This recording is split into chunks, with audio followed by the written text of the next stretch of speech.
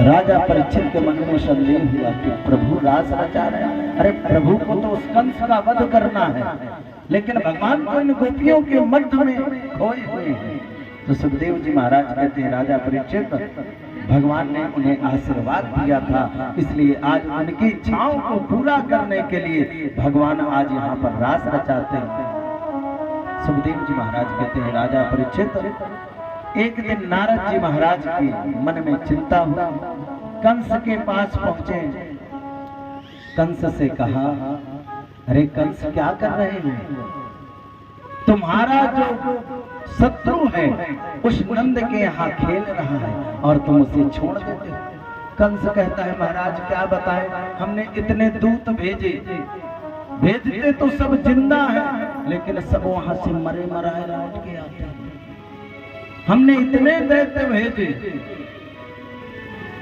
धेनुसुर, अरिष्टासुर, व्योमासुर, पूतना, अनेक दैत्यों को भेजा, सब गए जिंदा लेकिन मरे लौट कर आए। क्या क्या? अरे बोले, जब वो नहीं मार सकते तो तुम ही मार। अरे बोले, कैसे मार दें? अरे बोले, ऐसा करो, जो भोले बाबा के द्वारा तुम्हें धनुष प्राप्त है उस धनुष यज्ञ को रखो। नारद जी ने समझाया, नारद जी जाने लगे। कंस से कहते हैं, कंस, मैं परसों चाहता हूँ कि वह कृष्ण का उद्धार तुम्हारे हाथों हो जाए। कंस ने कहा, ठीक है प्रभु। इधर नारद जी भगवान कृष्ण के पास पहुंचे।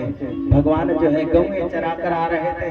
भगवान ने नारद जी को प्रणाम किया। नारद जी ने कहा, अरे प्रभु, क्या आप माखन मिश्री ही खाते रहोगे? उस दुष्ट कंस का उद्धार नहीं करोगे? भगवान मुस्कुराए, बताओ नारद जी, आप कंस के पास से आ रहे हो? बोले, हाँ प्रभु, आपको तो सब पता है। तो बोले, कब के लिए कह के? तो कहा कि प्रभु मैं परसों के लिए कह के आया। भगवान ने कहा, नारद जी आप चिंता मत करो। अब कंस ने आज अक्रूर जी को बुलाया है। अक्रूर जी को आदेश दिया, गच्छ नंद ब्रजम तत्र सुतावान दुंदु में आसते ताव हरेना रथेनानया आचरम्। आज वृंदावन जाने को कहा अक्रूर जी को।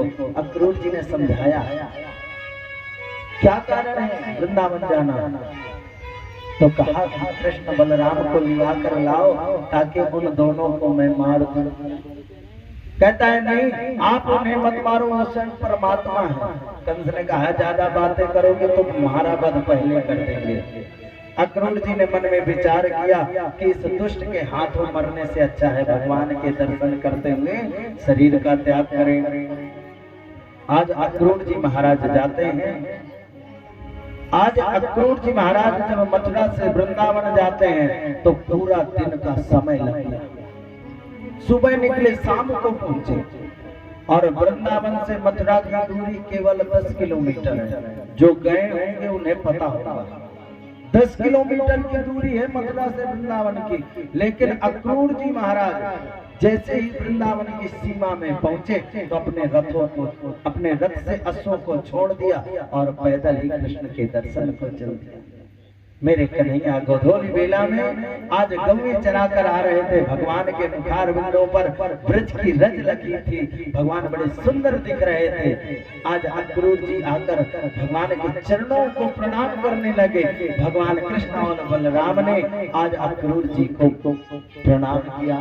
अरे काका, बड़े दिनों बाद आए। बोले, कृष्ण, उस कंस ने धनुष यज्ञ रखा है, वो तुम्हें मारना चाहता है। कन्हैया कहते हैं, काका, ये बात मेरी मैया के सामने मत करना, नहीं मैया हमें मथुरा जाने नहीं देगी। आज अक्रूर जी जाते हैं, नंद बाबा से मिलते हैं। नंद बाबा ने देखा, नंद बाबा ने प्रणाम किया अक्रूर जी को। अक्रूर जी ने प्रणाम किया नंद बाबा को। परस्पर दोनों में राम राम हुई। पूछा, भैया अक्रूर कैसे आना है? उन्होंने कहा कंस ने सुंदर धनुष यज्ञ रखा है, कृष्ण बलराम को बुलाया है। और जैसे ही कृष्ण बलराम के बारे में मैया यशोदा ने सुना तो मैया यशोदा रोने लगी, कहती है सब कुछ कहो अक्रूर, लेकिन कृष्ण और बलराम को ले जाने की बात मत कर, क्योंकि कृष्ण बलराम मेरी आत्मा है, मेरे प्राण है। मैं कृष्ण बलराम के बगैर नहीं रह सकती। अक्रूर से कहती है अक्रूर तुम कुछ और मांग लो, तुम और कुछ कह दो, लेकिन कृष्ण बलराम को जाने के लिए मत कहना। अगर कृष्ण बलराम चले जाएंगे तो ये आत्मा से ये शरीर अलग हो जाएगा। कृष्ण बलराम हमारी आत्मा है अक्रूर। कृष्ण आ गए, कहा बाबा देख मैया हमें कहीं जाने नहीं देती, अरे हम जाएंगे 2-4 दिन में लौट के चले आएंगे। बाबा ने कहा देवी जाने दो, कब तक बालक को घर में बंद कर रखोगे, जा। रात्रि का समय हुआ, सारे ब्रजवासियों को पता चला, सारे ब्रजवासी आज नंद भवन के दरवाजे पर आ गए। मेरे कन्हैया मैया यशोदा के संग विश्राम करते हैं। रात्रि के समय कन्हैया ने देखा कि मैया कहाँ गई। अपने उस आसन पर देखा मैया नहीं है, मैया को ढूंढने लगे कन्हैया। सुखदेव जी महाराज कहते हैं राजा परीक्षित कन्हैया मैया के बगैर एक क्षण नहीं रहते। कन्हैया रोते हुए मैया को देखते हैं, देखा मैया एक खम्भे से टिक कर रो रही है। कन्हैया गए रोने लगे, कहते हैं मैया तू क्यों रो रही है? मैया कहती है लाला तू सुबह चला जाएगा ना, इसलिए हम किसी में गए रहे। कन्हैया तुम्हारे बगैर जीवित नहीं रह सकते। कन्हैया कहते हैं मैया बस कुछ दिनों की बात है, हम लौट आएंगे।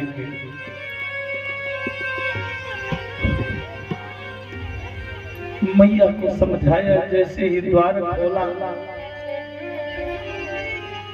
लाखों गोपियां ग्वाल खड़े हैं, रो रहे हैं कन्हैया मत जा। कन्हैया राधा रानी को समझाते हैं हे राधिके मेरा अवतार ही दुष्टों के उद्धार के लिए हुआ है, इसलिए आप ये बांसुरी और ये मेरी पीताम्बरी आप लो। कन्हैया देकर जाने लगे, अक्रूर को आदेश किया रथ बढ़ाने लगे। अक्रूर ने रथ बढ़ाया, मैया रोने लगी। मैया आवाज लगाती है कन्हैया तेरे बगैर हम कैसे रहेंगे प्यारे, तू हमें छोड़कर मत जा लाला, तेरे बगैर हमारे प्राण नहीं रह जाएंगे कन्हैया, तू हमें छोड़कर मत जा प्यारे, मैं तुझसे प्रार्थना करता हूं। मैया रोती है, मैया की दशा देखते हैं कन्हैया रथ से कूद जाते हैं और कूद के मैया के चरणों में लिपट के रोने लगते हैं। कहते मैया तू बावली हो गई है, अरे मैं हमेशा के लिए थोड़े जा रहा हूँ, अरे मैं जाता हूँ लेकिन 2-4 दिन बाद लौट आऊंगा। मैया रोने लगी। कन्हैया मुझे आज ही पता चला है तू मेरा पुत्र नहीं है, तू तो उस देवकी का लाल है, तू उस देवकी का पुत्र है कन्हैया, मुझे पता है अब तू जाएगा लौट कर नहीं आएगा। कन्हैया रोने लगे, बोले मैया मैं तो सदैव आपका ही लाल कहलाऊंगा। मैया कहती है मैं जानती हूँ कन्हैया, मैं जानती हूँ कि तू जाएगा तो लौट कर नहीं आएगा। मैया रोती है, कहती है देख उस देवकी ने क्या सोचकर मेरे पास तुझे भेजा, और वो कहेगी कि देख मैंने इस यशोदा के पास अपने लाला को भेजा और इस लाला की रक्षा ये यशोदा नहीं कर पाई। यशोदा कहती है कान्हा, अरे लाला देख मैं कितनी अभागिन हूँ कि थोड़े से माखन के लिए, थोड़े से दही के लिए मैंने तुझे डांटा, मैंने तुझे मारा। कन्हैया तुझे बात देवकी से मत कहना, नहीं वो देवकी क्या सोचेगी, क्या विचार करेगी। कन्हैया समझाते हैं मैया को, आदेश दिया, रथ चल दिया। आज गोपियां रोती हैं, छोड़ वृंदावन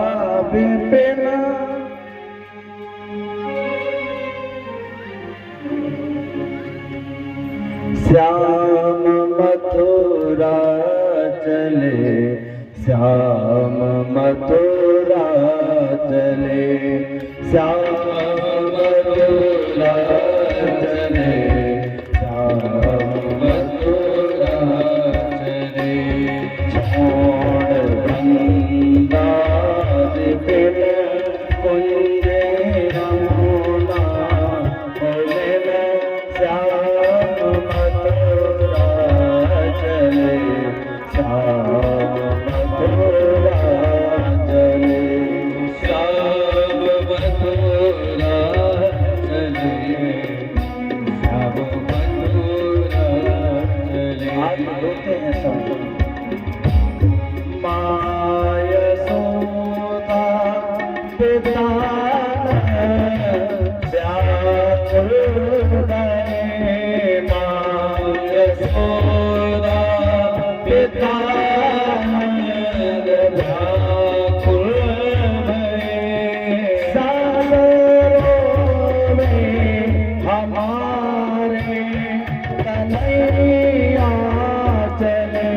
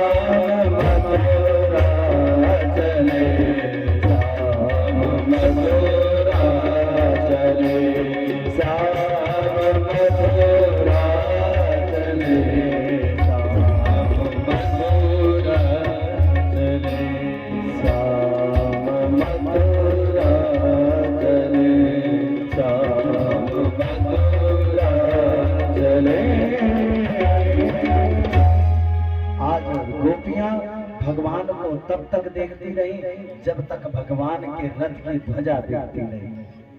भगवान मथुरा पहुंचे। मथुरा पहुंचने के बाद भगवान ने बाबा से कहा, बाबा नंद बाबा और ग्वाल भी भगवान के संग गए थे।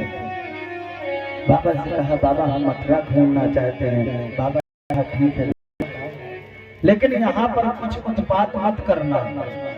कन्हैया ने कहा ठीक है बाबा। दाऊ दादा को संग में भेज दिया।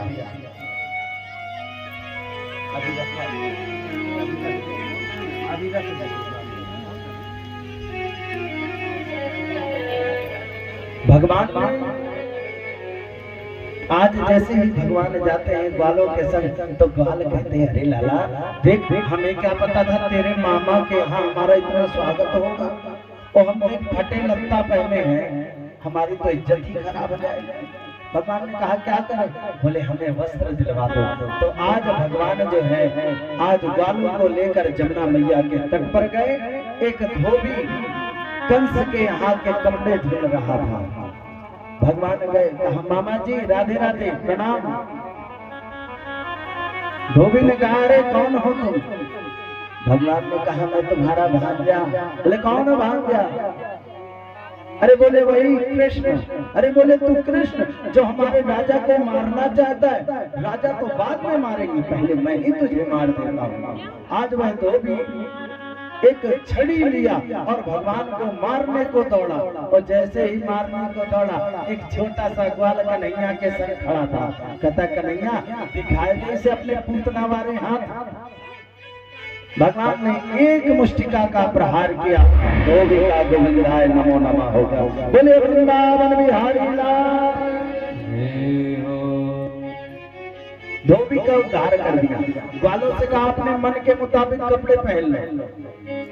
अब कहा वो 11 हाथ के और ग्वाल वाल कहा 4-4, 5-5 हाथ के, पहन लिया कपड़े, चल दिया। सुखदेव जी महाराज कहते राजा परीक्षित जब ग्वाल वाल चले तो ग्वाल वालों के वस्त्रों से झाड़ू लगने लगे, इतने बड़े वस्त्र पहने। एक ग्वाल ने कही लाला इससे अच्छा तो हमारे फटे लगता था, वही को पहने रहते तो कम से कम इज्जत तो बची रहती। अब बिल्कुल लगते हैं जैसे हम मांग के पहन के आए हैं। कन्हैया ने कहा क्या करें? बोले हमारे नाप के करवा दो, हमारे नाप के। तो भगवान आज एक दर्जी के पास ले गए। आज वह दर्जी ने भगवान को देखा, कहता है ततस्तु वायका प्रेतेस तयोर्वर्षे मकलमयत। भगवान को देखा, कहा प्रभु पधारो, क्या बात है, क्या करें? भगवान ने कहा जितने ग्वाल वाल हैं इनके कपड़े इनके नाप के कर दो। दर्जी ने आदेश पाते ही सबके कपड़े काटे और सबके नाप के बना दिए। और जो उन कपड़ों का काटन बचा, काटने के बाद जो कपड़ा बचा उनके सुंदर सुंदर पुष्प बनाए और भगवान के वस्त्रों में लगा दिया। बोलिए भक्तवत्सल भगवान की। भगवान ने आशीर्वाद दिया कि कलयुग में तुम्हारा कार्य दिन दोगुना रात चौगुना बढ़े। तो देख लो भैया, सब देखिए कपड़े पहनते हैं, सबको पता है 300 रुपया का कपड़ा, क्यों प्रधान सही है ना? 300 रुपया का कपड़ा, सिलाई 3000। तो ये सब भगवान ही का तो आशीर्वाद है। बोलिए भक्तवत्सल भगवान की। अब जैसे ही आगे चले तो एक ग्वाल वाला कहता है कन्हैया जब तक ब्रजवासी के गले में माला ना हो तो आनंद नहीं आता। भगवान ने कही बताओ क्या चाहिए? बोले माला मिल जाए तो अत्यधिक आनंद आए। बोले ठीक है। आगे एक सुदामा नाम का माली मिला, उसने भगवान को सुंदर सुंदर पुष्प पहनाए हैं। बोलिए भक्तवत्सल भगवान की। अच्छा, ब्रजवासी के मस्तक में जब तक चंदन न लगा हो तो मजा नहीं आता, आनंद नहीं आता। एक चंदन की बड़ी सुंदर कथा है कि एक लड़का, उसका विवाह नहीं हो रहा था, देखने में बड़ा सुंदर था, गोरा चिट्टा बिल्कुल 6 फुट का जवान, लेकिन विवाह नहीं हो रहा था। एक दिन लड़की देखने वाले या लड़की वाले आए लड़के को देखने के लिए। तो लड़के के माता पिता ने कह दिया बिल्कुल चुप बैठना, कुछ बोलना नहीं। बोले ठीक है, कुछ नहीं, चुप बैठ गए। अब तो लड़के के सामने लड़की के सारे घर वाले बैठ गए। लड़की का मौसिया कहता है लड़का तो बड़ा सुंदर है, बिल्कुल कंचन जैसे लगता है। अब उस लड़के ने सुना, बड़ा प्रसन्न हुआ। इतने में लड़की का मामा कहता है कि वाह देखो इसका नाक नक्शा कितना प्यारा बना है। अब तो लड़का और फूल गया। फिर एक ने कहा देखो लड़का बिल्कुल सौम्य स्वभाव का लगता है, बिल्कुल बोलता नहीं है। तो लड़के को अब कुछ रहा नहीं गया। तो लड़का बोल उठा भैया अबे तुम डेठे उठाए, अबे जब हम टंडन मंडन लगाए ले, जब अपने माथे में टंडन मंडन लगा ले तब देखो हम कितने ढूंढर लगे। माता पिता ने हाथ ठोका, हमने कही थी कि तोतले मत बोलियो और तुम बोल पड़े तो तुम्हारो हट गए। तो चंदन के कारण उसकी शादी हट गई। तो वो चंदन जो है जब तक ब्रजवासियों के मस्तक पर नहीं लगता है तब तक उन्हें आनंद नहीं आता। तो एक कुब्जा आ रही थी, भगवान ने देखा, कहा अरे प्रिय, अरे सुंदरी कहाँ जा रही हो? जब उसने सुंदरी सुना लौट के आई, भगवान से पूछा कि प्रभु क्या चाहिए? उन्होंने कहा ये चंदन हमारे लगा दो, इन ब्रजवासियों के लगा दो। तो आज वह चंदन जो कंस को लगाती थी आज कन्हैया को लगा दिया। बोलिए भक्तवत्सल भगवान की जय हो। भगवान वहां पर पहुंच गए जहां धनुष रखा था। देखते देखते भगवान ने धनुष भंग कर दिया। पूरी मथुरा में हाहाकार मच गया। कहा कि कंस को मारने वाला इस मथुरा में आ गया। अब तो कंस डरने लगा। भगवान आज रंगभूमि की ओर प्रस्थान करते हैं। कुमलिया पिंड नाम का एक हाथी था, भगवान ने उसका भी उद्धार कर दिया। और जैसे ही उद्धार किया, आज रंगभूमि में पहुंच गए। अब रंगभूमि में जब पहुंचे तो वहां पर जितने भी लोग बैठे थे, भगवान को जिस रूप में देख रहे थे, आज भगवान वैसे ही दिखने लगे। माताओं को बालकों के समान, पिता को पुत्र के समान और शत्रुओं को शत्रु के समान भगवान दिखने लगे। आज भगवान जो जैसा देखता है वैसे ही भगवान देखते हैं। जाती रही भावना जैसे प्रभु मूरत देखी दिन तैसे। भगवान आज युद्ध करने लगे। मुष्टिक और चारों आकर भगवान से युद्ध करने लगे। भगवान ने कहा, मामा जी हम तो बहुत छोटे हैं। मुष्टिक कहता है, ना बालो ना किशोरस्तम बलस्या बलेना बरम लीलाई भोय हतो येना शास्त्र तुपशतम। ना आप तो बालक हो ना जवान हो, आप तो युद्ध करने में बड़े निपुण हो, आओ युद्ध करो। भगवान ने देखते ही देखते उस चारूण का उद्धार कर दिया और बलराम जी ने उस मुष्टिक का प्राणांत कर दिया। बोलिए भक्तवत्सल भगवान की।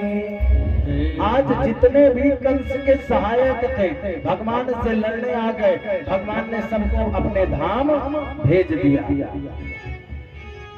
ये थोड़े देर बंद करवा दीजिए, ये धूल उड़ रही है, इसे बंद करवा दीजिए। बस आधे घंटे में बिल्कुल खूब खुदाई करें। बोलिए राधे राधे। तो आज भगवान उछले और कंस के सिंहासन पर जाकर खड़े हो गए। कंस डरने लगा। भगवान ने केस पकड़ लिए। कंस कहता है, अरे कृष्ण मैं तेरा मामा हूँ, मेरे केसों में दर्द हो रहा है। कन्हैया कहते, मामा उस दिन की याद करो जिस दिन मेरी माता देवकी के केस आपने खींचे थे, क्या उन्हें दर्द नहीं हुआ था? उस दर्द को याद करो। आज कन्हैया से आज कंस माफी मांगता है, लेकिन भगवान आज तीनों लोग का भार लेकर आज पृथ्वी पर कूद गए और कंस का उद्धार। बोले भक्तवत्सल भगवान जय हो, बोले कंस मर्दन भगवान जय हो, बोले वृंदावन बिहारी आज भगवान ने कंस का उद्धार कर दिया। सुखदेव जी महाराज कहते हैं, राजा परीक्षित इसके पश्चात भगवान गए, अपने नाना उग्रसेन को कारागृह से मुक्त कराया। मुक्त कराने के पश्चात राजगद्दी में बैठाला, मथुरा का राजा बनाया। अपने माता पिता वसुदेव और देवकी को भी छुड़वाया है। छुड़वाने के पश्चात आज उन्हें प्रणाम किया। बाबा ब्रज में वापस जाने लगे। बाबा ने कहा, लाला तू भी चल। नहीं, तेरी मैया मुझे घर में नहीं घुसने देगी। कन्हैया ने कहा, बाबा मैं कार्य को पूर्ण करके आ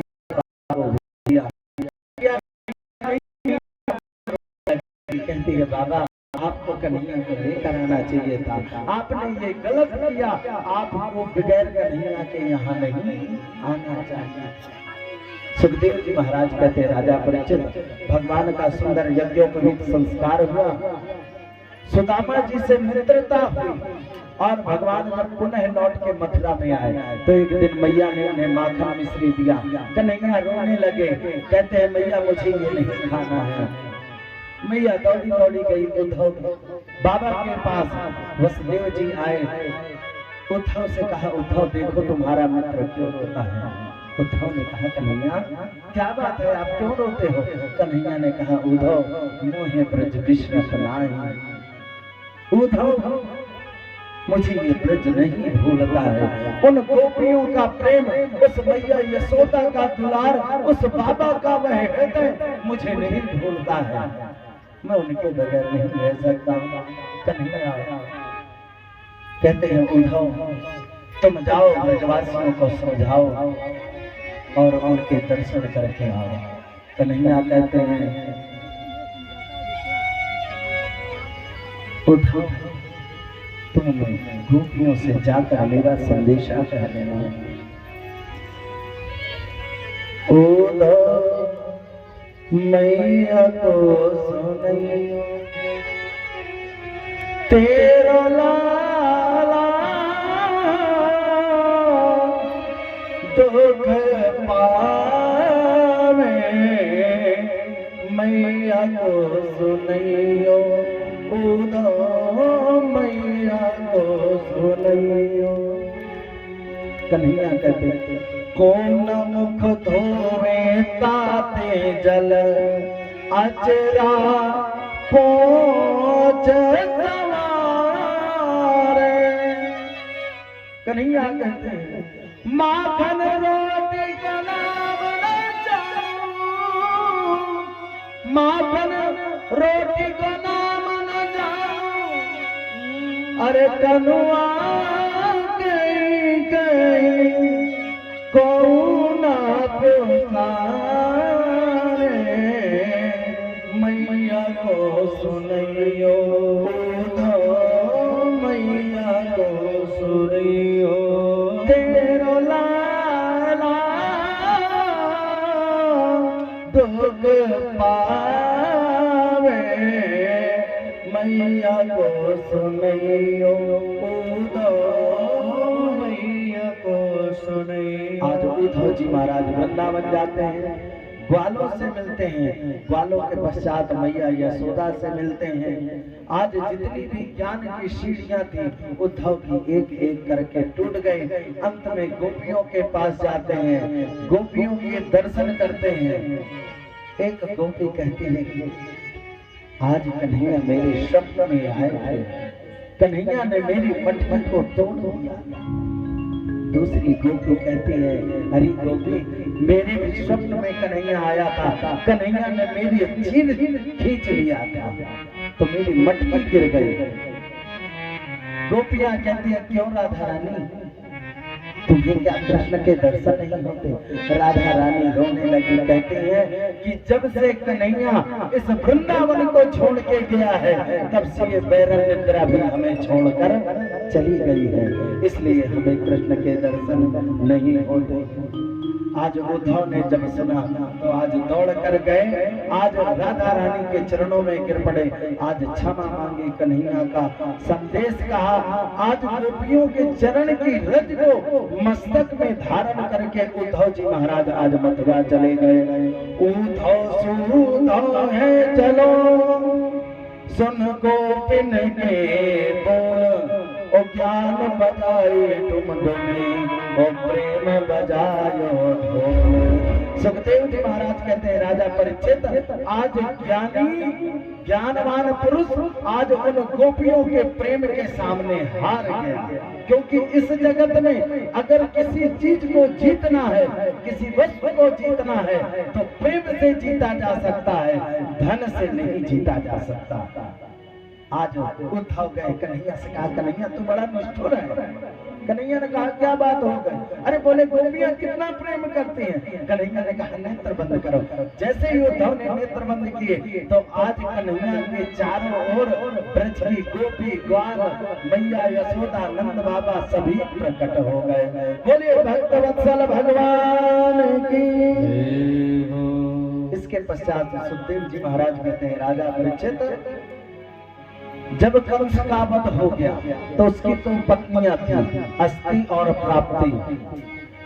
अस्ति प्राप्तश्च कंसस्य महिष्मो भरतर्षभा न ते भर्तरं दुःखिता युता स्वं तं पतिग्रामो।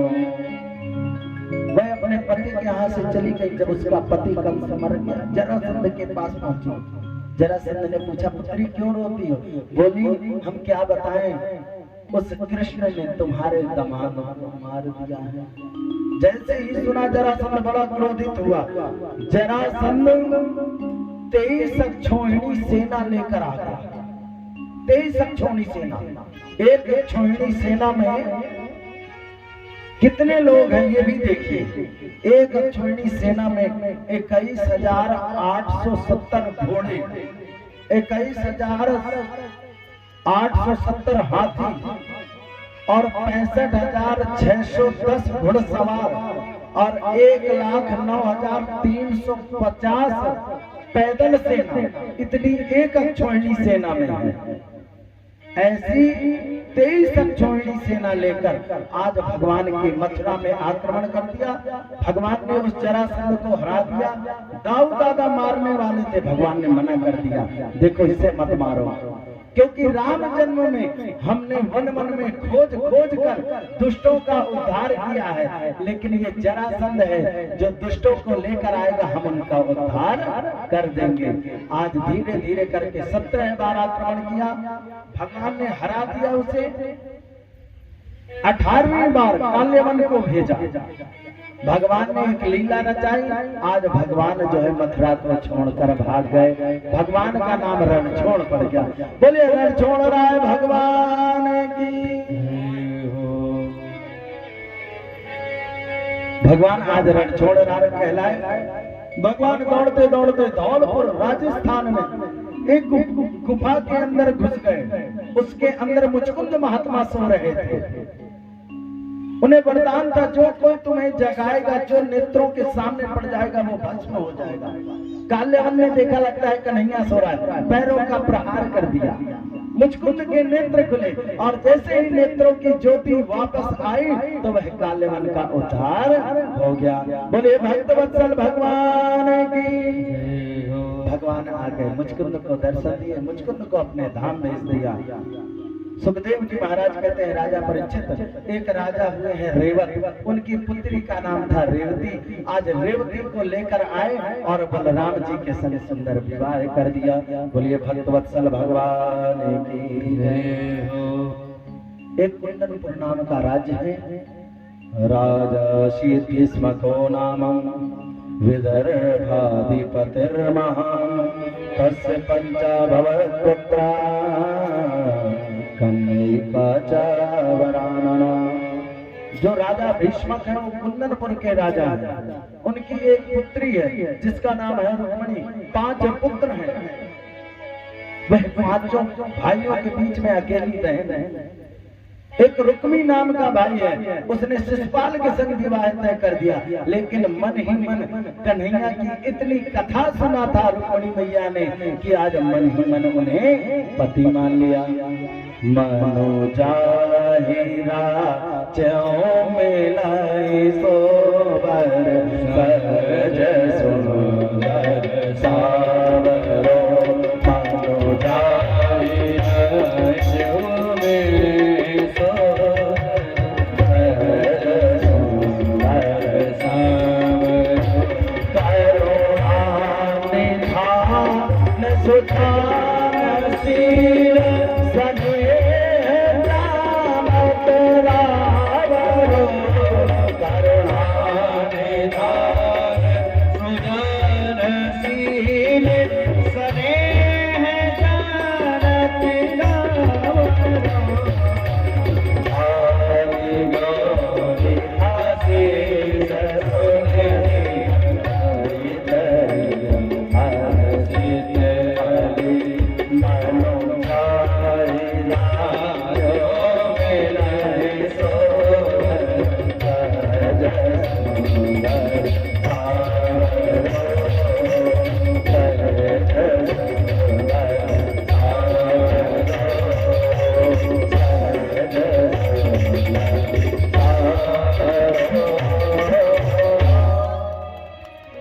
भगवान को मन ही मन अपना पति मान लिया। एक ब्राह्मण को एक चिट्ठी लिख के भेजी। ब्राह्मण गए, आज द्वारका पहुंच गए। द्वारका में पहुंचे, जैसे ही भगवान कृष्ण को कहा कि लो प्रभु ये आपकी चिट्ठी है, भगवान ने कहा आप ही पढ़ दो। उस ब्राह्मण ने पढ़ के सुनाया, श्रुता गुणान भुवन सुंदर्शन वतांते निर्विश्य कर्ण विवरय हरतोंगतापै। आज मानो जो नवदा भक्ति है उसने लिख दिया है और उसमें लिख दिया कि प्रभु जो सिंह का भाग है वह कहीं सियार न लेकर चला जाए। भगवान ने सुना, आज ब्राह्मण देवता को उस अश्व में बैठाला, उस रथ में बैठाला, आज चल दिया। बलराम जी मिल गए, कहा कन्हैया कहाँ जा रहे हो? अब भगवान कैसे कहते कि मैं अपनी शादी के लिए जा रहा हूँ, अपने विवाह के लिए। बड़े भाई के साथ नीचे गर्दन करके खड़े हो गए।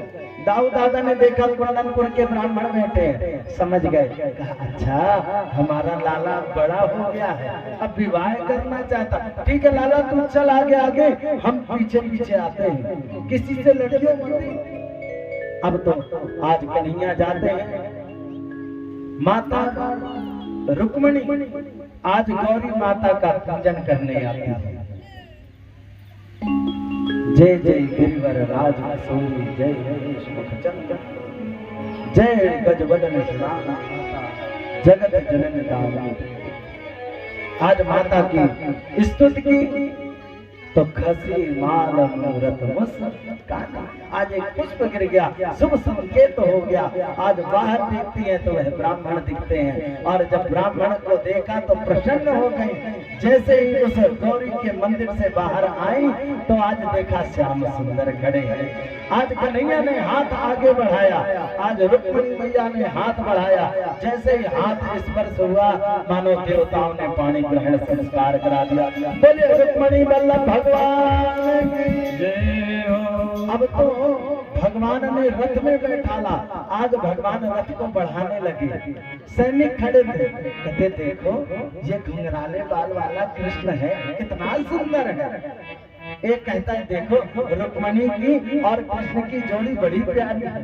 एक कहता है देखो इसके केस कितने घुंघराले हैं, इसके केस कितने घुंघराले हैं।